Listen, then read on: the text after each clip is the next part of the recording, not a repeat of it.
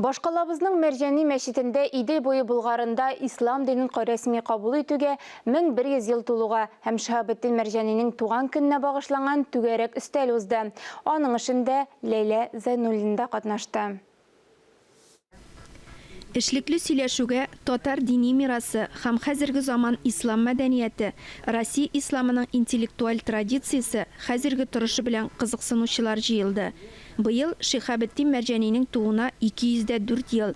Мәгърифәтче Мәрҗани үз гомерендә 30дан артык гыйльми әсәр яза. Шулар арасыннан 13 аерым китап булып басыла. Татар җәмгыятендә Шиһабетдин Мәрҗанигә мөнәсәбәт бик югары булган.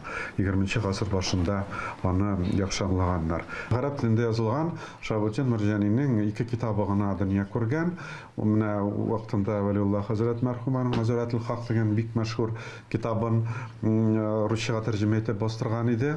Һәм аннан соң менә Сәйид Шагавиев Әл-Хикмә Әл-Балига дигән бик мәшһүр китабын шулай ук русчага тәрҗемә итте. Менә Шиһабетдин Мәрҗаниның мирасына килгәндә без шушы 1100 еллыкка багышлап зур история ислама в России дигән китап әзерлибез. Мәрҗани Истанбул, Гарәбстан, Мисырда сәфәрдә була. Андагы галимнәр белән таныша, китапханәләрендә гыйльми эзләнүләр алып бара. Бик күп аның эшләгән эшләрен әле без аны өйрәнеп бетә алмадык. Китапларын да тәрҗемә итеп бетә алмадык. Бүген көндә аның менә булсын, менә мин аны бая да әйттем, Бухарада укыды.